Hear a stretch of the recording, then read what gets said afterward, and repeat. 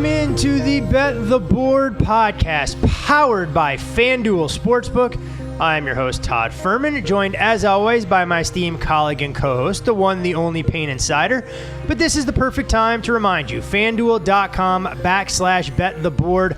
Plenty of great new user offers available at your discretion, whether it's a $1,000 free bet, whether it's enhanced odds, or should you be so inclined to participate in the Spread the Love campaign for this weekend's biggest college football game between Iowa and Penn State. Go to FanDuel.com, use the promo code BetTheBoard, and make sure you're signed up. And Payne, one thing I do have to say, it's rare around these parts where we only give out one best bet on each show, but we were able to cash 2 tickets over the last 7 days. Yes, you are correct, and it wasn't bad adding the old Miami Hurricanes win total under 9.5 to that as well. Nice little doink at the end of that game against Virginia. Didn't mind seeing that. No, it's always nice when you get that win total cashed under 9.5 before the calendar even gets to October. That is for sure, and it's always funny because I do love our loyal listeners, and I think to some level we've spoiled them. We get a little bit of information sometimes that we can't share in real time when we offer up our best bets. But I know your mentions and my mentions were filled with, I'm not going to say panic, but maybe a little bit of trepidation that when we gave out that total in the SEC game, people are going, oh my God, the total's moving against you guys. Do you still like it? Rest assured, we had an inkling in terms of what might be going on with the quarterback situation in good old Athens. We did. And it was interesting to kind of see some of the Twitter handicappers wonder what was going on with that, because a couple of them were playing over in that situation. So it was odd to kind of log on to Twitter and see guys giving out the over, and then even on Friday, still kind of wondering what the quarterback situation looks like there. I still thought it was going to be that kind of game regardless of who was under center, right? If it was JT Daniels, you were going to have a guy that was playing with a lat issue that wasn't going to be able to move the ball downfield. And this was always going to be about Kirby Smart in a perceived big game kind of clamming back up and not changing his stripes and relying on a ground game against a defense that was playing a 3-2-6. And if it got into a situation where the game got a little bit ugly, which we thought Georgia was the side there, he wasn't going to run it up on his buddy Sam Pittman. He loves that guy. It was going to be nothing but running the rest of the way, and I think there was a stretch where Georgia ran for 12 straight plays. We knew KJ Jefferson and Burks were both banged up.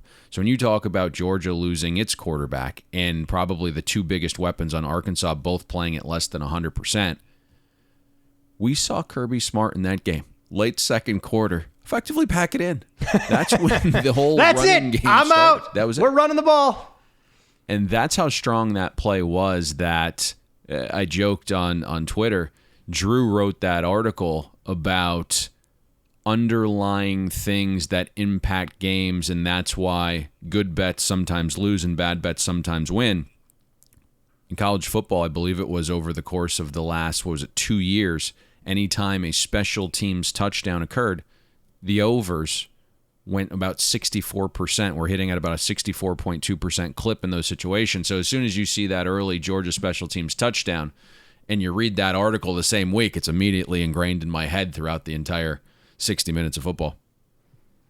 Oh, there is no doubt about it. With a total that low, sometimes you need things to go the right way. But as you said, Georgia knew they were the superior side. They stuck to their game plan and were able to reap the benefits, thankfully creating a rocking chair of sorts for us under the total. No greater indication of when that second half total was hung, and you see it open at 20.5 and immediately get bet under. But that's all in the past. Thrilled to be able to cash a ticket. Glad for all of our loyal listeners that are on this magical journey with us. A massive slate on the docket today. I want to thank everybody in advance for voting in our poll. You guys have helped clarify what games you want to hear more about.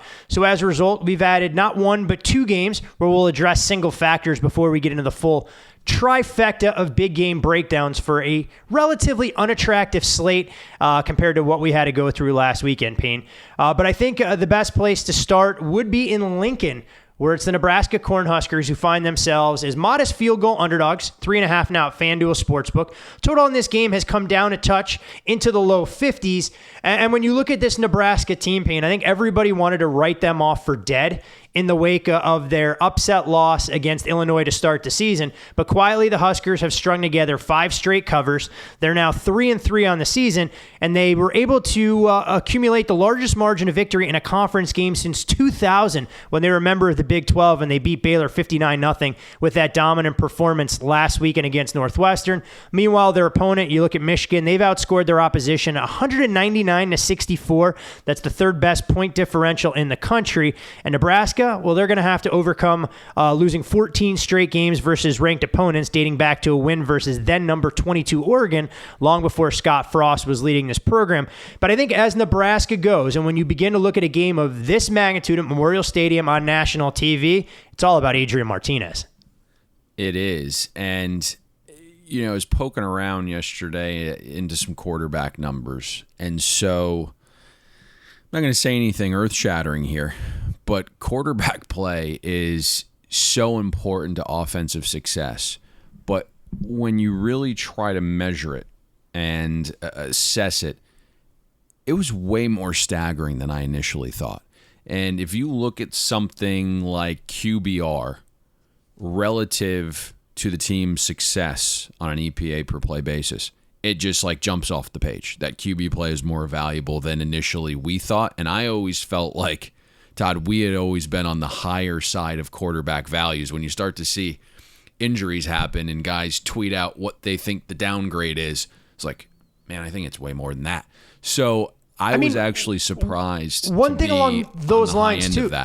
I'll even add further, because we talk about this for the NFL, and I don't want to go on a tangent, but I think the perfect illustration of that was a game we saw between Navy and UCF. People are going, oh, well, a college quarterback can't be worth more than 5 to 7 points. And of course, I'm generalizing here. No, there can be a massive drop-off for some of these programs, whether they're group of 5 or power programs. And I think people are so reluctant to go, hey, look, a starting quarterback's out. That's 13 or 14 points. I mean, at Miami of Ohio, if Big Ben went down, that's about a 17-point adjustment back in the day. And we're seeing it just at Clemson, right? It's not an injury, but the downgrade from a struggling NFL quarterback in Trevor Lawrence down to DJ. I mean, we've moved Clemson to this point down 10.5 points from where we started them in the preseason. So even positional players, running backs at the college level, well, we don't value them in the NFL, but at the college level, very important. But I was stunned because I always felt like we were on the higher end of the spectrum of quarterback valuations. And then when you kind of look at these numbers, it's like, man, we might even be a touch low. And so I say all that to say this, Michigan, Nebraska comes down to the 2 quarterbacks. There's been extreme variance in Adrian Martinez's plays over the years. I mean, Cade McNamara has had a lot of variance in his play this year.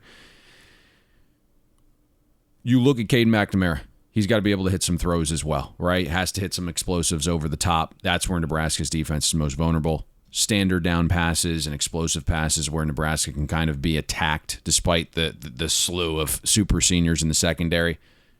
Nebraska's 49th in EPA per pass allowed, so you got to look at Cade McNamara there, potentially hitting something deep, 130 passer rating on deep throws.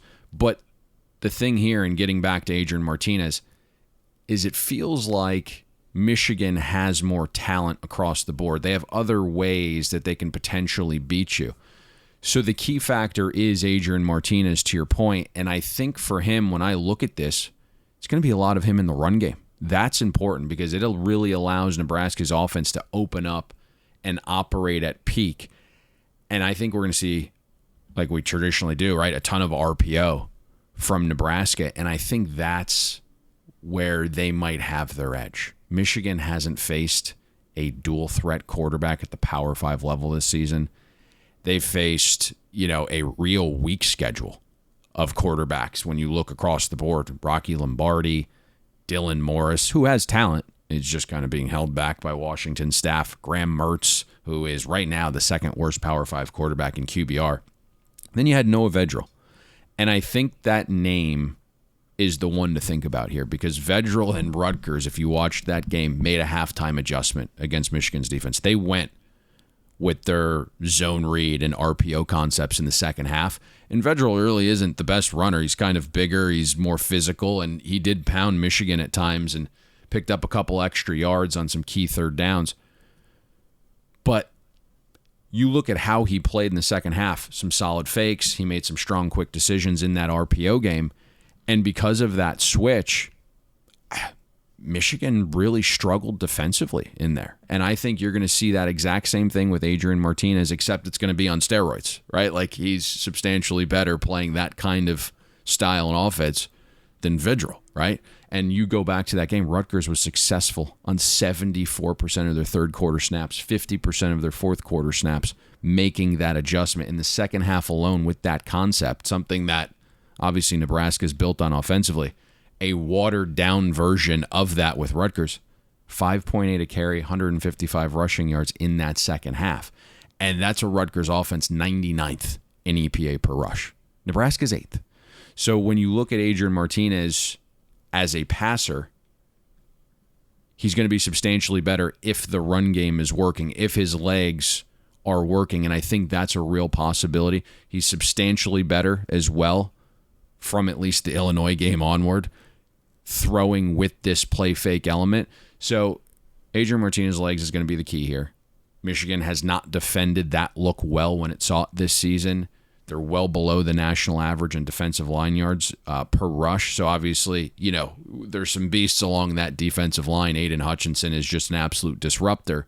But across the board, Michigan hasn't been the stoutest against the run. Nebraska's offensive line has been really good. One of the better O-lines in the country in terms of line yards, 3.5 line yards per rush. And so I think that ground game ultimately enhances Nebraska's pass game here. It'll be difficult, Todd, right? Like, for Nebraska to win in cover when I look at this, if Adrian Martinez is just a passer, right? Just kind of living in the pocket. But I don't think that's going to be the case here. It's so interesting because you look at this Nebraska team, and there's no doubt there were ancillary storylines coming into the year. Clearly, Nebraska fans had grown unhappy with the trajectory of the program and Scott Frost. Suddenly, you win this game, you're 4-3, and you look at the Big Ten West. It appears to be as wide open as it's ever been, other than Iowa, who is probably a cut above every other team in that half of the draw. Nebraska would no doubt need some help, but to finish second in the Big Ten West, if that was capable, I think is more than a realistic possibility. And when we hit the rewind button before Nebraska absolutely blasted Northwestern last week, I mean, they were the better football team against Michigan State. That's not going out on a limb and saying it. When they held Michigan State to 0 first downs the entire second half, it was just self-inflicted errors. And I think in this kind of game, that's the one big fear I have with Nebraska. Can they be buttoned up? Can they avoid those self-inflicted wounds? If that's the case, in my opinion, there's only one way to look in this football game, especially if Adrian Martinez raises his level of play. And that's ultimately been Nebraska's undoing. It's the turnover by Adrian Martinez, a lot of untimely fumbles. Even in that Sparty game where they dominate it in the second half, you get to overtime, and Adrian Martinez throws his worst pass of the game in the largest moment. Prior to overtime, we talk about being buttoned up. There's been some penalty issues from Scott Frost at the early stages of the season, but you get beat on special teams. Your punter that can punt left and right and, all of the cool stuff that he can do, like, you got out strategize there on special teams, and you allowed a punt return touchdown, which changed that game. And that's how Sparty ends up winning it. So there are these little issues with Nebraska where they have not been buttoned up under Scott Frost, whether it's turnovers, whether it's penalties, whether it's special teams, which was kind of the leading force to Illinois in game one having confidence. The botched punt situation to start that game. But ultimately, if they can clean some things up here, and Adrian Martinez gets the legs going in the ground game and the RPO passes off of that, they're going to have a chance to win this game outright. The line says Nebraska here. There is a little bit of a battle. We saw it open 3, got down to soft 3, even 2.5 at some of the sharper shops. Saw yesterday, Michigan back out to 3.5, -4. Some number grabs. I think there's some setup stuff going on there. Would not be surprised to see this ultimately close back down at 3. So if you do like Nebraska, I would ensure that you grab that hook. We've also seen some under money off the 52.5 down to 50.5.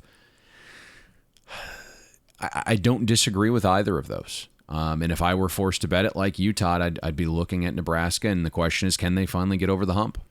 For sure. This, I think, would go a long way and could be And I don't want to quite say, and speak in hyperbole, a job-saving victory, but I think this is a massive game, not only for Scott Frost on the Nebraska sidelines, for Coach Harbaugh to keep some of that momentum going in Ann Arbor for what's been a surprising start when you looked at Michigan's schedule coming into the year. From Big Ten country, though, we head down to the SEC, where we'll try and figure out which of these two teams can bounce back. They were involved in one of the more polarizing games of the weekend. We know there was a ton of public support for both underdogs, that, of course, being Arkansas and Ole Miss. Arkansas beaten like a drum by Georgia. Ole Miss fails to register a single point in the first half in a 3-touchdown defeat against the Alabama Crimson Tide.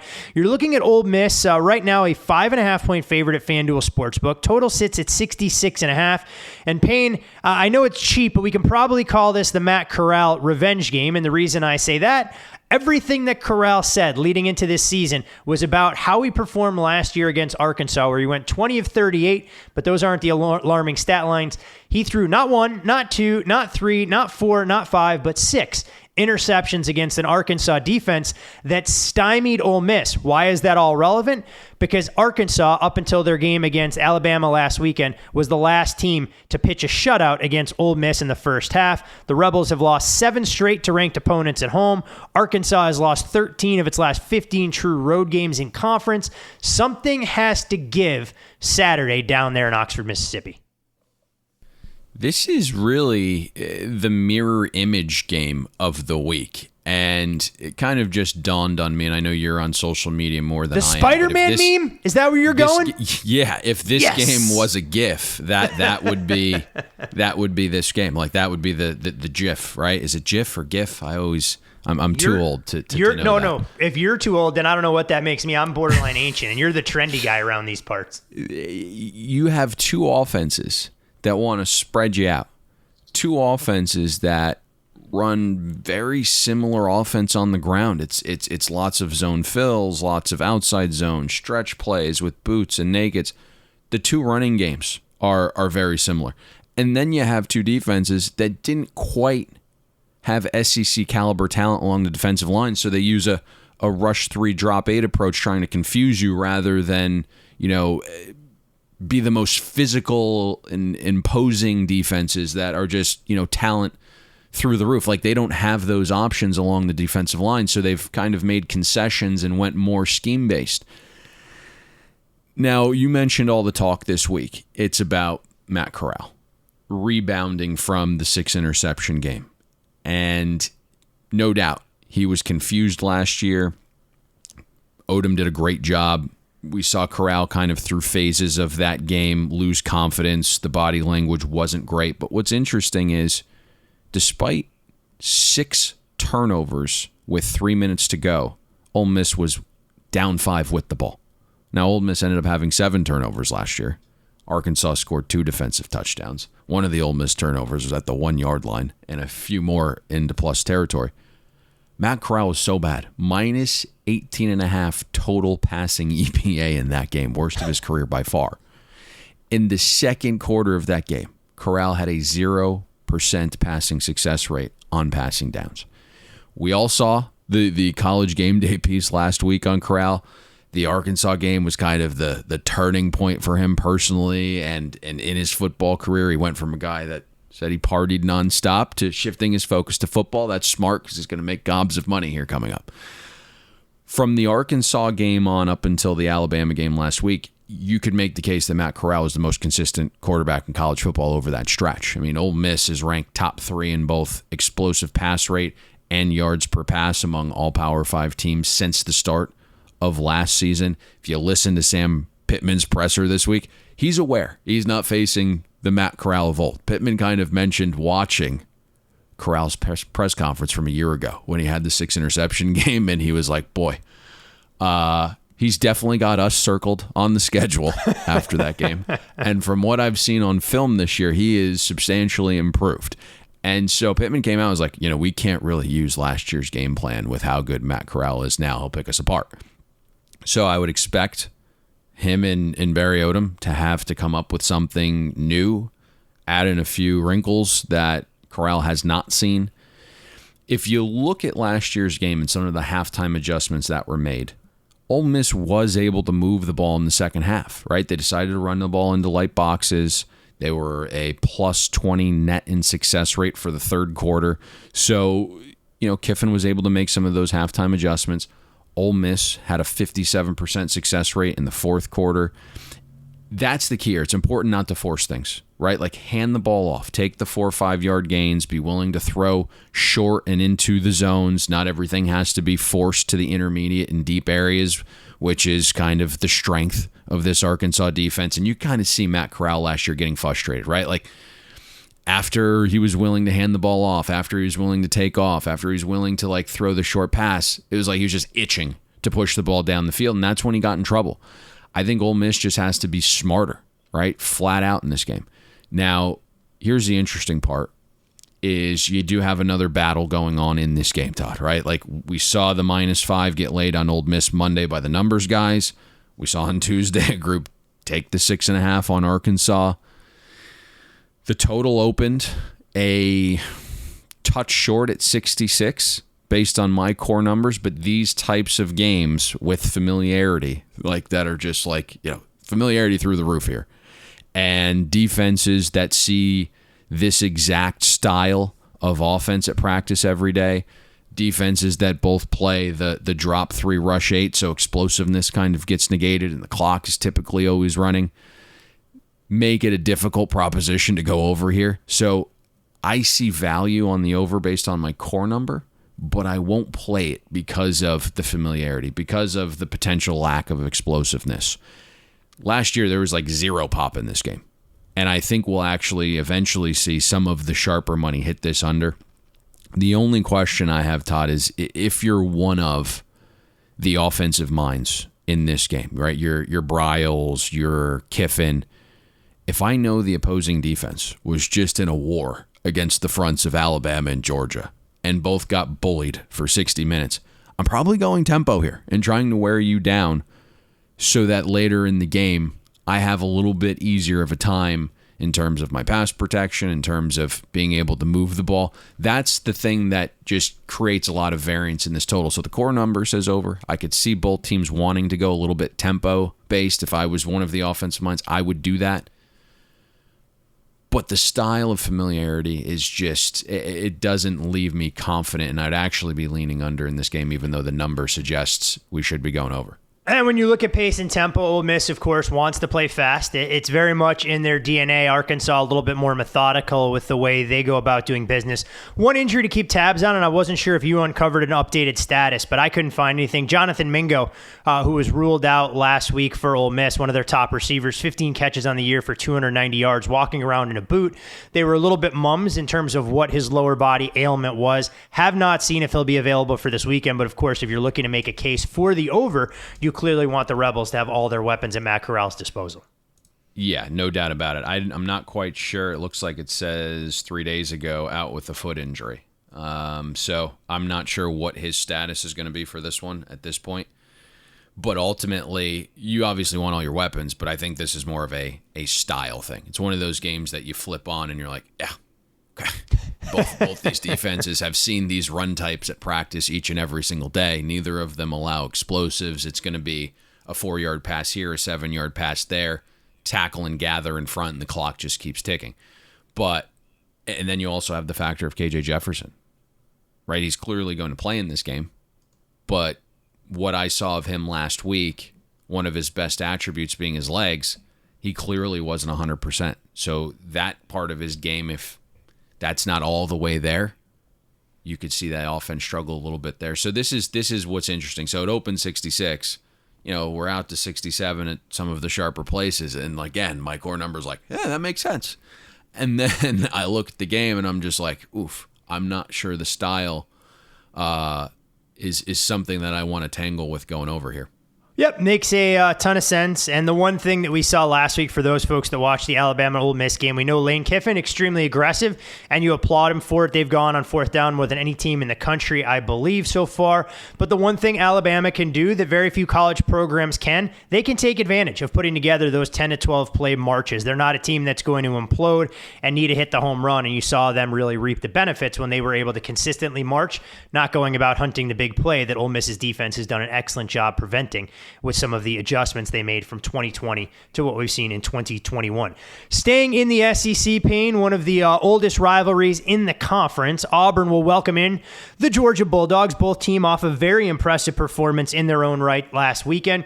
Georgia finds themselves more than a 2-touchdown favorite at FanDuel Sportsbook, a total that's been on the move towards the over early this Wednesday, as we're looking at a 47 right now at FanDuel as well. This game slated for a mid-afternoon kickoff. When you look at Georgia, 3-0 in the SEC. They've outscored their opponents 139-13, coming into this game off back-to-back shutouts where they blasted Vanderbilt and Arkansas to the combined tune of 99-0. 1980 was actually the last time that Georgia shut out back-to-back SEC opponents. Why is that important to Georgia fans? Well, that was when Georgia won its last national title. Third time in school history and the first time in 40-plus years as well they shut out a top 10 opponent. But Auburn, no slouch on the other side. I just don't think any Auburn fan wants to see Bo Nix turn into a whirling dervish against the Georgia defense, despite his playmaking ability that allowed them to steal a win in Baton Rouge last Saturday night.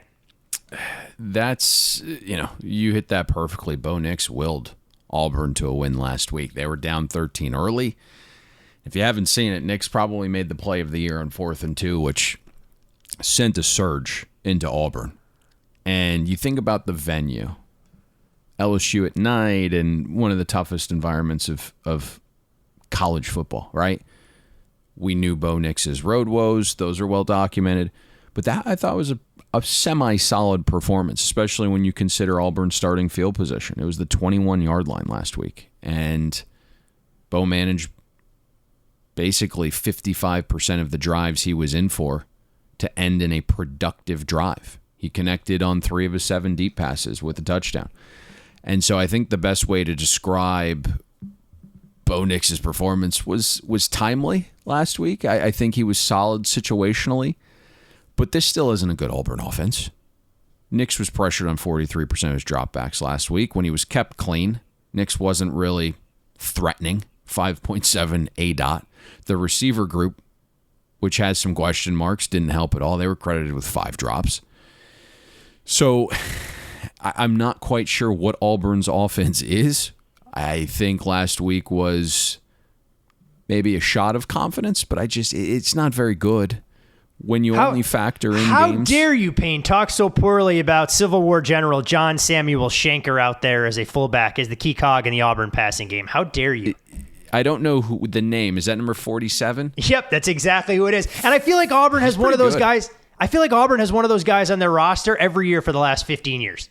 He's got some decent hands, although that was a drop in the Georgia State game on the crucial Don't tell that down, to Auburn fans. Which allowed that thing to go over. Rest in peace and prayers to you if you had the under in that game. When I look at Auburn so far, and you only factor in FBS opponents, Auburn's outside the top 50 in EPA per play, outside the top 60 in EPA per pass. Bo Nix's accuracy rate, 55%. Really the best attribute of Auburn's offense is the ground game. Offensive line has gotten great push up front, one of the best in the country in line yards. Only 13% of Auburn's runs have been stopped at or behind the line of scrimmage. But who's consistently running on Georgia, right? Like that's the best front in football. They've stuffed 24% of runs. Yeah, I don't even know about that. I mean, they're a little banged up on the offensive line. When you're looking at this, it's tough to envision Auburn doing anything offensively here. I mean, you have guys along that D-line of Georgia that have contributed to being a top 10 in line yards allowed. They don't let you get to the second level on runs. The entire defense creates havoc, 23% havoc rate overall. That's just nutty, right? They're 9th in EPA per rush allowed. You can't really beat them over the top in the air either. That was a question mark coming into the season. It's like, how are the young cornerbacks going to perform? We knew they were wildly talented, some 5-star guys out there, but inexperienced. And Georgia's right now is on pace to be one of the best college football defenses of the last decade. And they haven't allowed a single point their last 26 drives faced.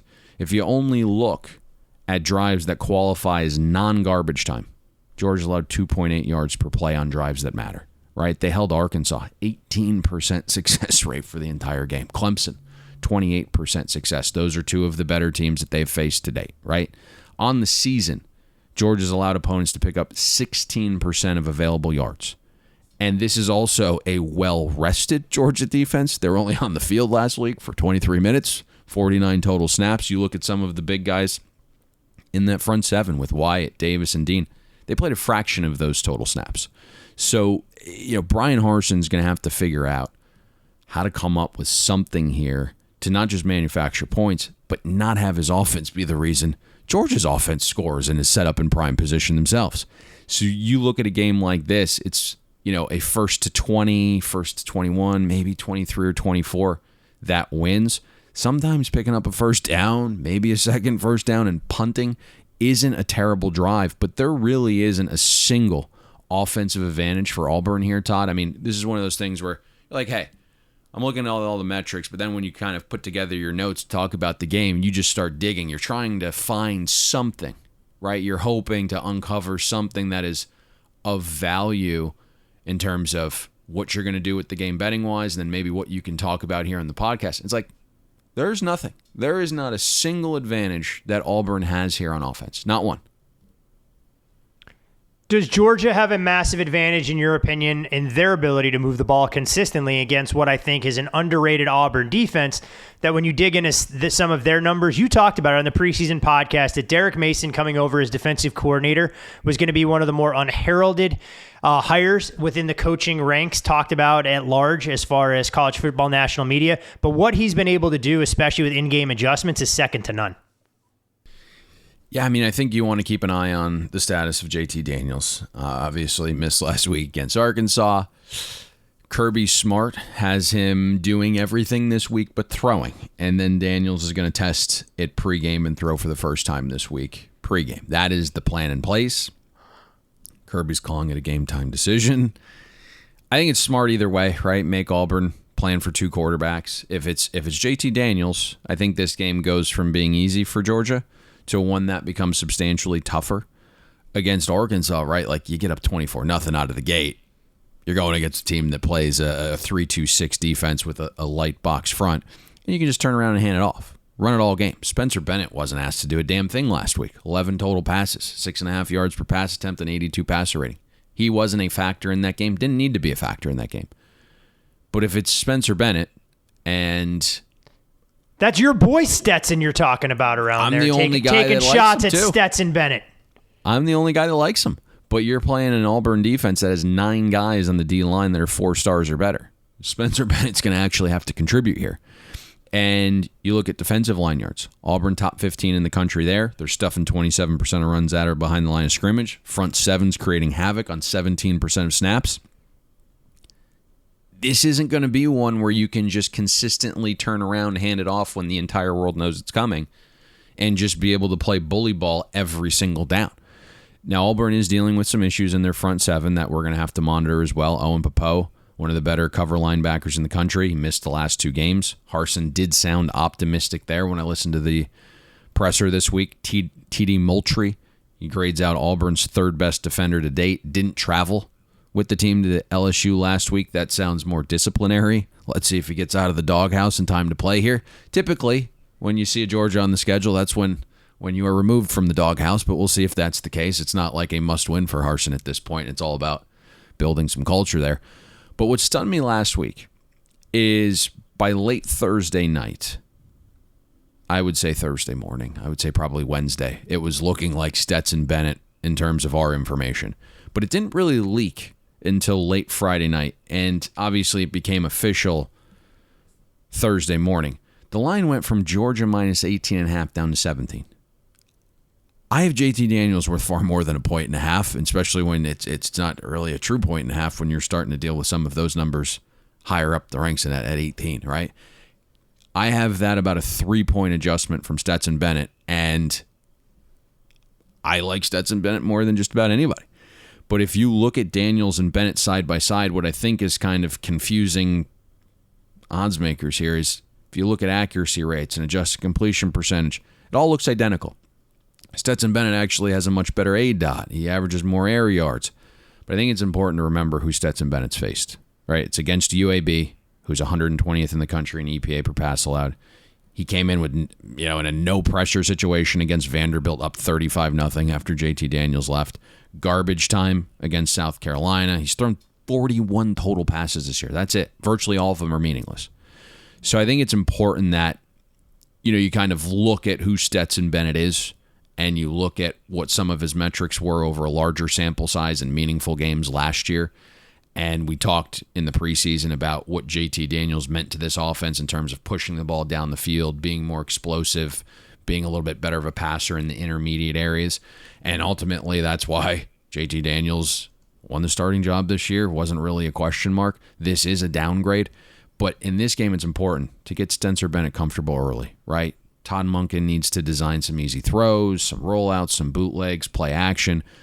Bennett's more mobile than JT Daniels. You look at Bennett's passer rating, his ADOT, his big-time throws, the turnover-worthy throws, all substantially better last season when Bennett threw with play action and in some of those elements, with him being, moving to throw. And so I think it's not just about getting Spencer Bennett comfortable early here. It seems like the easiest time, Todd, to attack that Derek Mason defense is early on in these games as well. No doubt about it. I mean, when you look at what Auburn's been able to do, yards per play by quarter against LSU, they gave up almost a first down every LSU snap. That number improved to 5.94 in the second, 3.52 in the third, and that fell below 3. And the key adjustment that you saw Auburn make against LSU was they double-teamed Keyshawn Boutte on the outside, forced Max Johnson to go in a different direction. Now, Georgia doesn't have that marquee talent as far as receivers concerned. They spread it around a little bit more effectively, but that wasn't the first time this year that Auburn has gotten significantly better as the game has gone on. In their tightest contest, whether it was Penn State, Georgia State, or LSU, the success rates fall off the table. So the problem for Auburn, can they weather the storm early, make those adjustments, and be within striking distance when the game's decision is still hanging in the balance? Should be a great game to watch. One of course, Georgia's bigger tests. And as we said last week, Auburn's going to have a big say in terms of how the SEC plays out, both on the East side and the Western Division, knowing that they play host to Georgia this week, and they'll get Alabama in their building much later in the season. All right, Payne, from an on-campus venue to a annual neutral site, one of the more electric atmospheres for those folks that haven't had a chance to go. Oklahoma, Texas State Fair in Dallas, the Red River rivalry. It's the Oklahoma Sooners, a 3.5-point favorite in this matchup at FanDuel Sportsbook. Total sits at 63.5. Interesting note, this number was more than a touchdown when you looked at some of the Game of the Year lines. Of course, Texas much more dynamic on the offensive side of the ball through the early going under Steve Sarkisian. Oklahoma struggling to find that big play potential. Oklahoma enters this contest with a 13-game winning streak, the only team in the country with a longer one would be the Alabama Crimson Tide, but they've struggled to find separation against all their FBS opponents. 0-4 against the spread in those games, all wins coming by 7 points or less. The 9-game winning streak that Oklahoma has within the league, 4th longest active conference winning streak in the FBS. Payne, I'm not sure what's a more fascinating matchup, how this Oklahoma defense, led by Alex Grinch, will match up against the Texas offense, or if this is the perfect cure-all for an Oklahoma offense that's lacked that consistency, since Texas, well, they're not exactly what I would call a top-tier stop unit by any stretch of the imagination. They are not. And, we've touched on pretty frequently what some of the issues are for Oklahoma's offense. And they do revolve around Spencer Sanders. That's kind of the weirdest part about this, because he's the reason the offense has been so successful. He's also the reason it's not humming like it has in previous years. Spencer Rattler, you mean, not Spencer Sanders. Spencer Rattler. You got your Oklahoma schools confused over there, my friend. Yes. And so, Spencer Rattler is really right now doesn't have an ability to provide much in the ground game like past Oklahoma quarterbacks. He is missing that element of his game, right? You had Kyler there previously. You had Hurts. They at least made Oklahoma's offense, multidimensional. And you're looking at Spencer Rattler, and basically he's graded out a well below average running quarterback to this point in the season. And then he's also been horrific throwing the ball deep. And that's really concerning. He's virtually been so bad with his deep passing that he stopped taking those shots. And you can kind of see the confidence dwindling there. I mean, last year, 18% of his throws were deep, down to 7% this season. On deep throws, he's completed just 3 passes, right? He's committed 4 turnover-worthy throws. So more turnover-worthy throws than completions on these deep passes. Has a 23 passer rating. Now, you kind of hinted there that Texas doesn't really provide much of a stop unit. And I'm not sure, those 2 glaring issues necessarily prevent Oklahoma from moving the ball really well here. And if I'm pointing out Rattler's deficiencies, I think we probably have to discuss where he's been extremely dominant. And that's on throws, behind the line of scrimmage in the screen game. It's the short stuff. It's the intermediate throws in that 10 to 19-yard window. Rattler's graded out far and away the best quarterback in college football on throws of 19 yards or less. And when you're facing a Texas defense that can't really defend the pass down to down, one of the worst Power 5 defenses in passing success rate allowed, I think this bodes well for Oklahoma's offense. Even when Texas gets its opponents in known passing situations, which is really the goal of a defense, right? Like, get your opponent in situations where you can pin your ears back, where you know exactly what's coming. The Longhorns defense has allowed a success rate on passing downs 8% greater than the national average. So it just tells you it's a talent thing. There's just not enough horses back there on that side of the ball that they can get you in a situation where they know what you're supposed to be doing and what you want to do, and they still can't stop it. And you just look at that unit overall. They don't really do anything well. They've been bullied in the trenches a little bit, allowed 3.1 yards per rush in terms of line yards. They stuff runs and create havoc at slightly average rates. They're outside the top 55 in defensive efficiency, outside the top 85 in EPA per play allowed. And Texas hasn't faced an offense inside the top 30 in efficiency yet. Average ranks of the offenses Texas has played against, 59. And so in comes Oklahoma, and yes, they do have some issues. They're still 3rd in the country in SP+. So it just feels like the Sooners are going to get on track here a little bit. They did pretty well last week. 78% of their drives were productive. So you're in good form and rhythm. 63% success overall. Now, they were the beneficiary of great starting field position against K-State, and that certainly helps, right? Because the play caller has the advantage of not having to tiptoe around. The entire playbook is at the disposal of the play caller when you get those situations of great field position.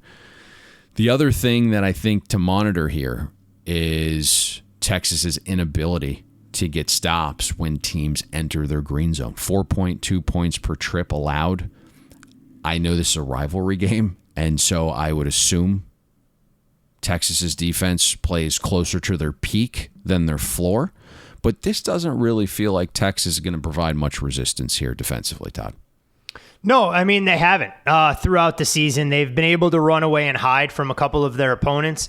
And I think it'll be interesting to see if this can be a game where Oklahoma breaks out. I know I mentioned them not covering. Last week, though, against Kansas State, they were done in by special teams. You started to see glimpses of what the Oklahoma offense could be, and I have to give you credit as well for pointing out, last year, Spencer Rattler was outstanding early in games when they worked off of Lincoln Riley's script, but you could see the confidence in the coaching staff really wane with some of his decision-making and a de-emphasis on throwing the ball downfield, and that was probably most pronounced in the Big 12 championship win against Iowa State in a game where they should have been able to find a lot more separation than they did. He became check down Charlie, and the rest was history. They had to hold on for dear life. But when you look at this game, clearly, it's a question for both of those units. On the other side of the ball, Texas's offense has taken off a little bit faster than I anticipated. We knew Steve Sarkisian, that's where his wizardry was going to come into play. You look at what Bijan Robinson can do, and he clearly is the key cog for what Texas brings to the table. 35 carries last week for 260 yards, 216, against TCU. He's got 400-yard games already this season, second in the FBS, but he only carried it 5 times in last year's game against Oklahoma, so it's going to look like a different dynamic. Meanwhile, in comes Oklahoma, relatively good down to down, but they have struggled a little bit when it comes to, big play potential against them. We know the magnitude of this game, right? It's a massive rivalry, and even though Oklahoma hasn't really played to the level of a championship team, they have those aspirations. But this just feels like one of the more important rivalry games in this Red River Shootout, right? Like, in terms of what it means for both programs, Oklahoma hasn't looked good. There's some whispers of some internal issues going on there. You mentioned Sark in his first year at Texas. He's kind of the hot thing, and even without his own players, his pro-style offense averaging 6.8 yards per play, he doesn't really have a pro-style quarterback, right? Like, he's doing this with guys that aren't schemed for his system. So if you can knock off Oklahoma in your first attempt, I think it really says something. When you dig into the matchup, this really is one of the more straightforward games. I don't think Alex Grinch is going to let Bijan Robinson beat him. We'll see if he can, obviously, right? If you just get great play along the O-line and Bijan Robinson has a great game and your front seven doesn't show up, right? That's a possibility. But in terms of, like, on paper, what it looks like coming into this matchup, Alex Grinch is going to load the box.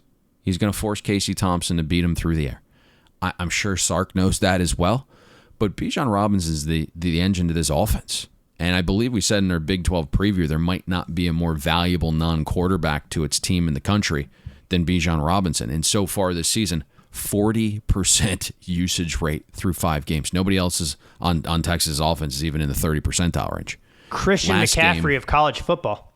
Oh, easy. Last week, 37 touches. His usage rate was 51%. So it's going to be interesting to see, right? Obviously, a rivalry game is a young kid. But that type of beating, right, of 37 touches, it's going to be tough to sustain that level of efficiency throughout the course of the season when you're touching it that much, And again, you kind of just look past the game plan portion of this and you look at the matchup metrically, and the same thing rings true. The Sooners defense 6th in EPA per rush allowed. They've stuffed 24% of runs at or behind the line of scrimmage. Grinch likes playing this aggressive style with his front. Oklahoma's been great not allowing big runs. At the point of attack, they've held up really well. Just 2.3 line yards surrendered. They're at top 25 in the country in that category. But where Oklahoma has been vulnerable is through the air. And there's just not enough experienced talent on the back end for the Sooners. I think we kind of outlined that a little bit in past Sooner breakdowns, that the top 3 guys that they had back there a season ago have all moved on. Some to the league, one transferred out. Oklahoma's 114th in EPA per pass allowed. The question becomes is if Casey Thompson can actually take advantage of that. And obviously there's some bad blood there. He knows a lot of the players on the opposite side of the ball. He's an Oklahoma kid that chose Texas. And he's mentioned it anytime you've asked him this week, is that he knows virtually every Oklahoma player. He knows the entire Sooners coaching staff because they recruited him. And he thinks that's an advantage. I don't really know if that's the reason that he's going to play well, but, we'll see. The knock on him is that he's not the most consistent passer. There's a reason you're a 2018 recruit, and he's never won a starting preseason job. Didn't win it again this year. Now, he's obviously provided a spark to the offense, no doubt, but he was put in and kind of inserted into the starting lineup in a cozy position against Rice, and then you follow that up with Texas Tech. Those defenses 99th and 74th in defensive efficiency. And then last week against TCU, which is one of Gary Patterson's worst frog defenses I think I've ever seen. It's staggering what that defense has become. They're 120th. Has the game passed them by? You hate to ask a question for a coach that's accomplished so much, but I watch, and that's the first thing that comes to mind with TCU. It's possible. I mean, the style that he's running defensively certainly is more innovative and geared towards stopping the pass, right? That's what his defense was built on. That's why he was so innovative. It just doesn't look like he's getting some of the defensive talent that he had in previous years. And it's only going to get tougher if Texas continues to be a little bit better than they've been the last few years. And then obviously Oklahoma is surging. And I think I don't want to say the game's passing him by. Maybe it is in terms of, decision making on the offensive side of the ball, right? I mean, he's still the guy responsible for saying when to punt, when to go for it. I just don't know what's happening defensively. Like, I've watched the last few weeks. They don't tackle well. They're not really in great position. And so you can see why they're 120th in EBA defense. It's just meh. Like, it's bad. If you look last week, though, Casey Thompson struggled. The box score will only show 1 interception, but he had 4 turnover-worthy throws. 2 picks were flat-out drops by the TCU defense. Now, to his credit, he was better when the offensive line kept them clean, and he was releasing the ball quickly. 114 passer rating when throwing from a clean pocket and doing it in less than 2.5 seconds. But when Thompson was pressured, which was on 48% of dropbacks last week against TCU, just 3.1 yards per pass attempt and a 7 passer rating. So we know what Grinch is going to try to do, right? He wants to stop the run. We know where Oklahoma's defense is strong. We know where it's vulnerable. This is the kind of game, and it's funny to kind of think about this, is we hear interviews all the time. We hear players talk. We hear coaches talk. Like, this is the coach speak game. And you're going to hear after the game, right? The patented, we just didn't execute from the losing team, or we executed really well from the winning team. This side of the matchup is that straightforward, that coach speak will actually be true. Because if Bijan Robinson gets stopped here, which is what Oklahoma's best at, it's going to be tough. If Casey Thompson comes out and has a fantastic game through the air, then Texas will have a chance. This line, Todd, just feels really short. And it feels like there's a ton of love for Texas early in the week. I was going to ask you about that. I mean, what do you have as far as core numbers are concerned when you look at the way these two teams have started the season? Because clearly there was a seismic difference between these two teams coming into the year. We know Texas has bridged the gap a little bit, but when you look at how the Horns have played when they stepped up in class, that 40-21 game against Arkansas, hard for me to get out of my head. And the win against Louisiana that we thought was announcing their arrival back on the scene doesn't look nearly as good now when the Ragin' Cajuns have struggled with far inferior opponents week in, week out. Yeah, the core number is more like Oklahoma -6. So as you see this line trend down here a little bit, it's soft 3.5. All signs point to this potentially getting to 3. And, you could see the game potentially worked on a little bit. I know the public's going to be all over Texas here as a dog just based upon how Oklahoma has looked. You mentioned them not covering spreads very well atop the breakdown. So it'll be interesting to see once this gets to 3, or if it does get to 3, what that next move is as limits increase Thursday and Friday and obviously game day. Yeah, Oklahoma, one of the only teams in the country that has yet to cover a spread so far this season against FBS opponents. The only time they exceeded odds makers' expectations was in that 76-0 drubbing of Western Carolina. So no doubt that does play a role in terms of how the market evaluates these teams.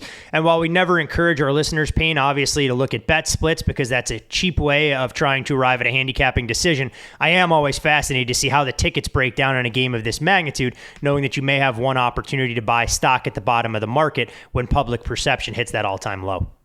Completely agree, but I occasionally succumb to looking at that in the most liquid games, right? In games where we know there's going to be the most tickets possible, right? Where there's going to be some of the largest money of the entire day coming in, right? There's going to be just a slew of tickets, right? Looking at that in a Ohio Central Michigan game, somewhat of relevant.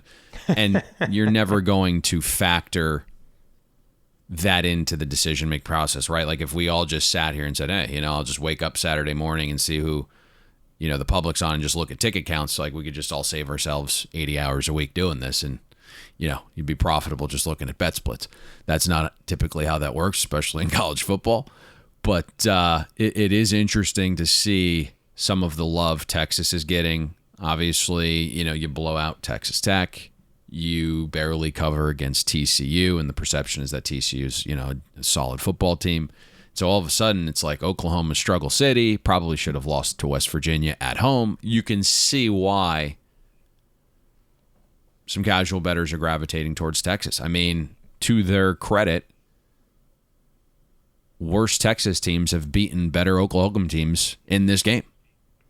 But I just think this number's off. Yeah, I just think this number's a little bit off here. Like, again, our core number's more like 6. And I hate divulging that because I'd like to see what happens if this does get to 3. But, I haven't gotten to the window yet, but it's certainly the only way I would look in this game. Yep, and I would echo those exact same sentiments. Are some 3s out here in the desert. We'll see what the next move is, as we always talk about. As you get later in the week, limits increase. If the next move is to 2.5, it may be pretty telling. If folks are laying the 3 back with Oklahoma and it gets to 3.5 at books known to deal to a sharper clientele, it'll be pretty indicative as well.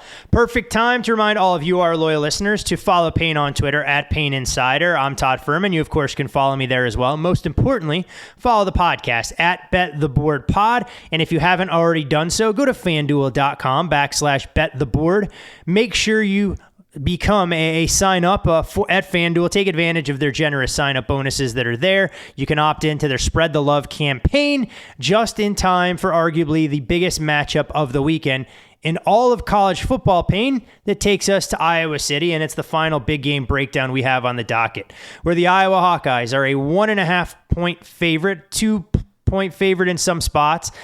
When you look at the total here, 41 at FanDuel Sportsbook. And this is an Iowa team that last hosted a top 5 matchup back in 1985. Number 1 Iowa knocked off number 2 Michigan. Iowa, of course, enters this game off a dominant dismantling on Friday night of the Maryland Terrapins. This is their highest ranking for the Hawkeyes since 2015. They did lose their last matchup of top 5 teams in that Big Ten title game against Michigan State that very same year. When you look at Iowa, third longest winning streak in the nation behind only Alabama and Oklahoma.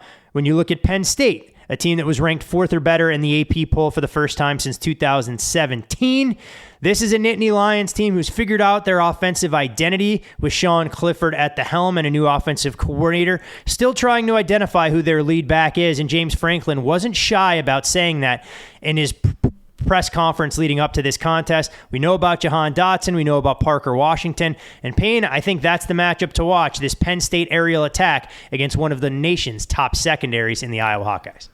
No doubt about it. And, what's interesting about Penn State is they're at least getting some juice from the passing game. And credit Mike Yurcich, who we have raved about and believe will be a head coach here pretty soon. It's clear he's made Sean Clifford more comfortable within his offense, and Clifford's playing confidently. And, a byproduct of those two things, Clifford's suddenly playing the best ball of his life, certainly, what it says metrically and what I've seen with my own 2 eyes. And, you hit it perfectly, is looking at this matchup. The strength is obviously Iowa's secondary, one of the best in the country. We discussed it in great detail last week in the Maryland breakdown. They're good down to down. They're fantastic not giving up explosives. They crush you in known passing situations, and the DBs create a ton of havoc. And, you put it all together for Iowa's defense, specifically their pass defense, 14th in EPA per play allowed. You have Hankins and Moss. Both are ridiculous. That's one of the best duos at corner in all of college football. Now, Iowa's defense is getting some of the same benefits of field position that the offense is as well. Only 4.3% of opponent drives have started in their territory. So Iowa's defense is rarely backed up. Opponents' starting field position is typically way down the field. You look at Maryland's last week, they were starting their drives at their own 21. And so it becomes a little bit easier to defend in those situations when you're defending long fields, when you're not having offenses be able to open up their entire playbook because of that. This is interesting because I think big picture here, this game comes down to Sean Clifford being able to throw the ball short and accurately. And that's kind of the wild part about this. And so I also think we're going to see a situation where Sean Clifford has to use his legs more as well. I mean, you mentioned the James Franklin presser, and part of what he said was he needs the offensive line and the ground game to be more physical. And you can see why he would said that just looking at the numbers. The O-line, allowing 24% of runs to get stuffed. They're only creating 2.7 line yards per rush. There's been little explosiveness on the ground, and Penn State's 114th in EPA per rush. And in a game where you're looking, and I don't know if, this is something very important to monitor, but as it stands right now, you're looking at a game where 20-mile-per-hour winds in gusts well into the upper 30s are going to be present here. You need to be able to run such Big Ten weather. And at the very least, you need to be able to run situationally. And I think back to that 2019 Penn State game, and I think we were on Iowa there, so I don't really like to go back and think about it, but it was in Kinnick Stadium. Sean Clifford had a 26% usage rate on the ground. If Clifford has 12 to 15 runs here between designs and just being forced to take off, it wouldn't shock me unless the game plan is to get the ball out really quick. Now, we know Sean Clifford's been better, and he's increased his deep passing rate because he is more confident. But where he's been really efficient is the short intermediate passes. Clifford, 86% adjusted accuracy rate on throws 0 to 9 yards. His passer rating on throws 10 to 19 yards in that intermediate area is 123. I think that's the biggest factor in this game because Clifford on these throw types, Todd, substantially better than Spencer Petras. Yeah, and I mean, when you look at this Penn State team, I think so much of what we talked about coming into the year, Payne, is we weren't quite sure how the offense was going to play out with yet another new OC. And seeing Sean Clifford have some of that success early on, we know confidence breeds confidence, especially given the fact that they haven't been able to run the ball as consistently as they like. And Penn State's encountered some pretty good defenses, so this won't be a shock to the system like it could be for a lot of teams when you get into the middle of your schedule. I mean, they played Wisconsin on the road, and we can say what we want about Wisconsin on the offensive side. The defense is no slouch. They were able to go toe-to-toe with Auburn in their own building in one of the more impressive performances as far as primetime football was concerned in that 28-20 victory. So I think Penn State's been battle-tested.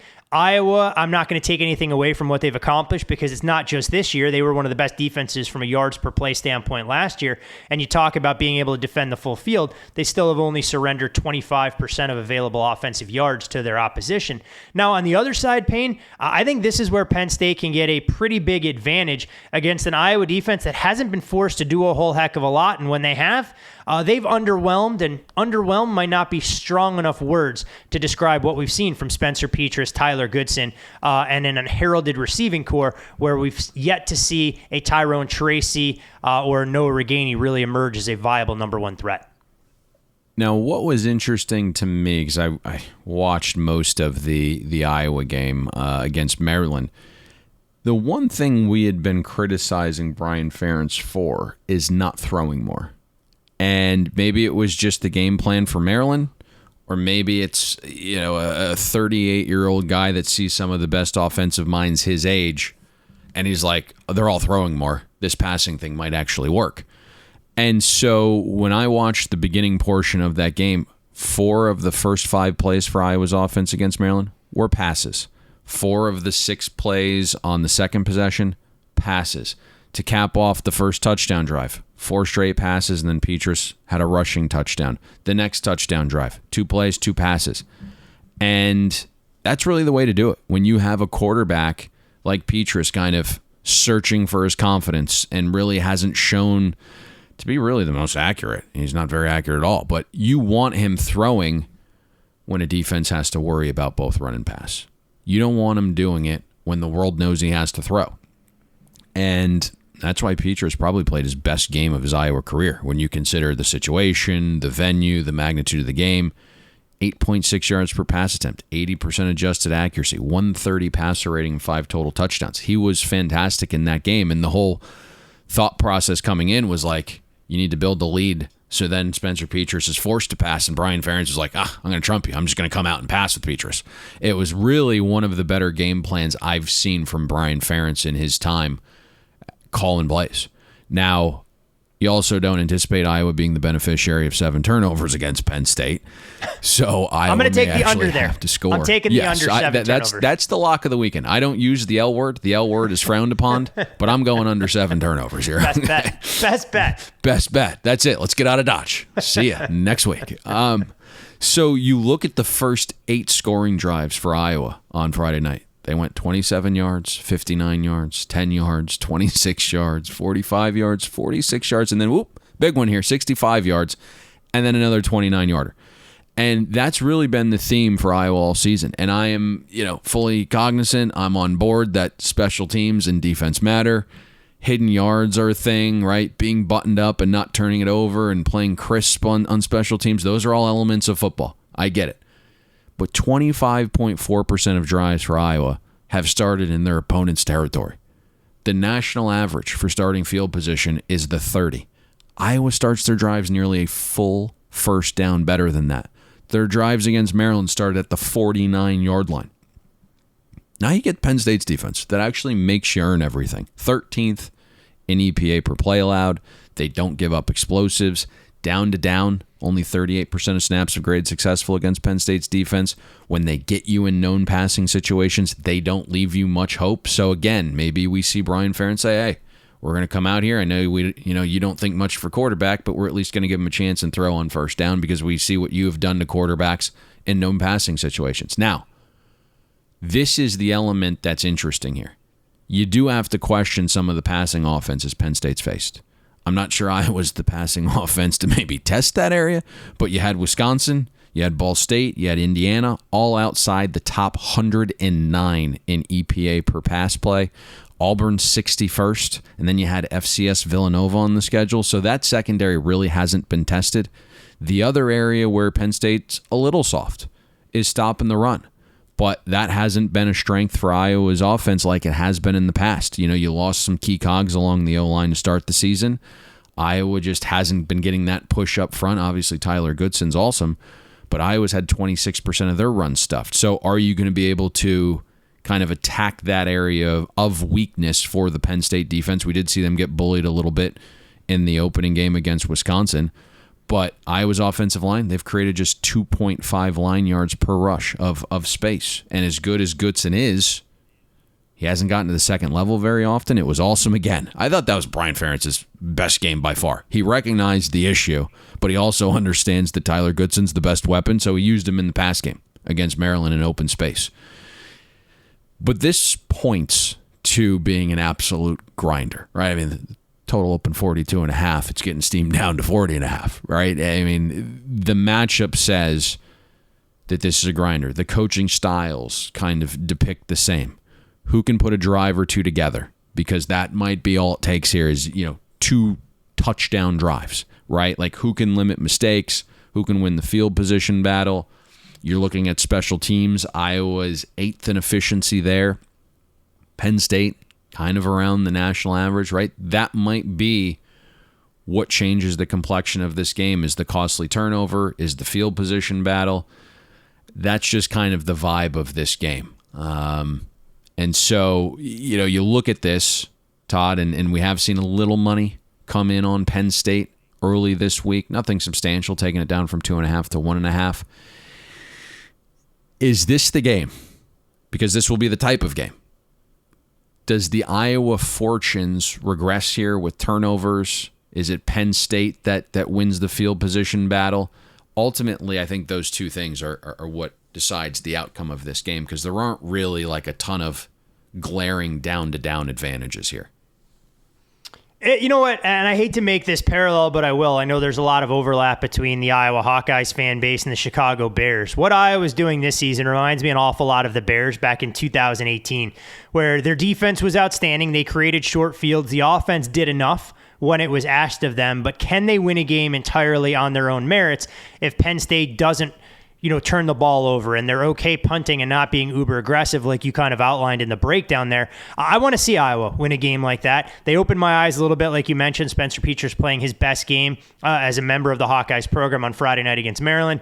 This, a completely different animal that they'll see in Penn State, but I think it'll go a long way. And I kind of joke with some Iowa people leading up to this game that even if Iowa were to lose this game against Penn State and run the table, which would include a win over whatever Big Ten East opponent that they face in the conference championship, Iowa controls its own destiny in terms of getting to the college football playoff. So I don't think this game is a make or break for their season, the same way it could be for Penn State, who has a much narrower margin of error as it pertains to how competitive the Big Ten East is from top to bottom.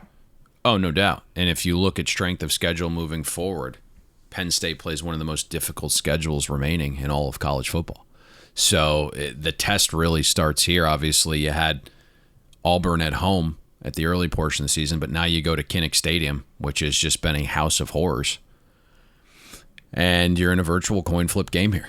And that'll be the interesting part here is can Penn State get their ground game going just enough? Is this a game where we see Sean Clifford's legs used at the level that we saw in 2019? And is he accurate on these short underneath throws and able to methodically move the ball down the field without making mistakes? That's the other thing that Sean Clifford's done really well is, yes, he's had an interception or two in recent games, one of which you just kind of threw out was a Hail Mary. But he's limited the turnovers compared to last season. Does the turnover bug reappear? Or is this a new man? Is this a changed quarterback in Sean Clifford? If he can methodically move the ball downfield without turning it over, I think Penn State's got a great chance here. And you mentioned strength of schedule. If Iowa's able to get through this game against Penn State unscathed, their remaining league schedule, home against Purdue, at Wisconsin at Camp Randall Halloween weekend, at Northwestern, home against Minnesota, home against Illinois, and the game that I see as being most difficult, Payne, for them on paper, their regular season finale against Nebraska. So a massive game for Iowa to take control of their own destiny, and one that I think everyone will be excited to watch come Saturday afternoon. The only thing I'm disappointed about, I actually wish this was the game in prime time at Kinnick more so than the Michigan-Nebraska game. Do you think Iowa running the table, that gets them in, right? That's probably into the college football playoff. If you're an undefeated Big Ten champion, there's no way you're getting kept out of the college football playoff. And if Oklahoma runs the table, then it's those four? Yep, those four are in. I think Cincinnati's on the outside looking in. I think even a one-loss Big Ten champion, if it's Ohio State against Iowa in the conference championship, and one of those teams comes out at 12-1, still gets in over the Cincinnati Bearcats. And I know people are going to say we're picking on the smaller schools. I just don't know if Cincinnati's resume will hold up. I mean, you look at what they have left in the AAC. That win over Indiana, it may be great at the time. Not quite sure it holds up. And then we'll see what Notre Dame does the remainder of their schedule. I think if you're a Bearcats fan anywhere out there, you hope Notre Dame beats every one of their remaining opponents by 30-plus points. That's exactly it. You're hoping that Penix and the Hoosier offense come to life, and then you're hoping Notre Dame runs the table. That's exactly what you're hoping for. And we're also hoping that if Iowa plays Georgia, we see the lowest total in college football history that opens at 23.5. I don't know if you can do that, but it's certainly you could see that total open at like 37.5 and get steamed under. That would be an interesting one. It would definitely be impressive. A real throwback in an era dominated by spread offenses and going pace, tempo, and trying to hang crooked numbers on there at a rapid clip.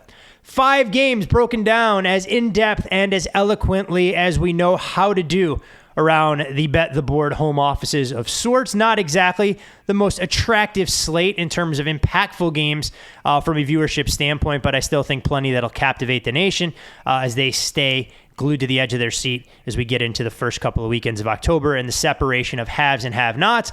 But Payne, there is one final order of business to transact here before we bid our college football audience a fond farewell, and that's identifying a best bet for college football week 6. Yes. Let's go with rotation number 361, West Virginia plus the 3. First of all, just the core number indicates there's value here. We made Baylor -1, 1.5. And then we talked about this Baylor team last week for their trip to Oklahoma State against Spencer Saunders and that Pokes defense.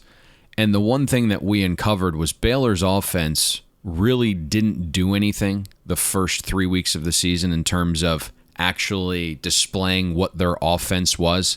They could just run down people's throats. They didn't have to put much on film. Then all of a sudden you played Iowa State and you put your actual offense on film. Great opening drives, 3 straight scoring drives. Then all of a sudden Iowa State was able to adjust. And from that point forward, Baylor averaged 2.8 yards per play. I believe 65 total yards the rest of the game. And then I wanted to see what the readjustment would be. And Baylor's offense once again struggled against Oklahoma State. You look at what they did last week, 30% of their drives were considered positive. They were terrible on third downs. It doesn't feel like their quarterback can really throw it all that well. You listen to some of the information, quotes, and pressers that are coming out of the West Virginia camp. This has been circled as a must-win before they hit their bye. They got to get back to 500. So when you look at the situation, it screams West Virginia. When you look at the numbers, it screams West Virginia. When you look at the strength of schedule, it screams West Virginia as well, Todd. So let's go with the Mountaineers plus the 3. I wonder, the biggest question with West Virginia, will we see more Garrett Green, the kind of change of pace quarterback opposite Jared Dagey? I actually thought we'd see a little bit more of him. And for people who go, oh, West Virginia laid an egg last week against Texas Tech, I honestly think after having watched that game, that was Oklahoma beating West Virginia twice and Texas Tech rallying a little bit, down a couple of key cogs on both their offensive and defensive side after being absolutely embarrassed. I think this is a regression type game to the mean in a good way for a West Virginia side. And you talk about Baylor, 2 games, Payne, that they've played against the top tier as far as Big 12 defenses are concerned. They failed to go over 300 yards of offense against Iowa State and Oklahoma State. Suddenly a 45-7 win against Kansas where they racked up nearly 600 yards. Doesn't look nearly that good when you watch Kansas get gashed by absolutely everybody, and that also includes the Duke Blue Devils a few short weeks ago. So West Virginia in a good spot, a chance to knock off the Bears and hopefully sleepy Waco with an early kickoff at 11 o'clock Central Time. You can follow Payne on Twitter at Payne Insider. I'm Todd Fuhrman. Follow me there. Most importantly, follow the Bet the Board pod. Also, a friendly reminder, youtube.com, search Bet the Board. Subscribe to the Bet the Board pregame show. It drops every Friday at noon Eastern. Want to thank all of you, our loyal listeners, who contributed to our social media polls, helping us steer us in the direction for the games that you wanted to hear broken down on this very podcast. Wish you all the best of luck with your college football selections week 6, and with a West Virginia ticket plus 3 Saturday afternoon, hopefully we'll see you at the window.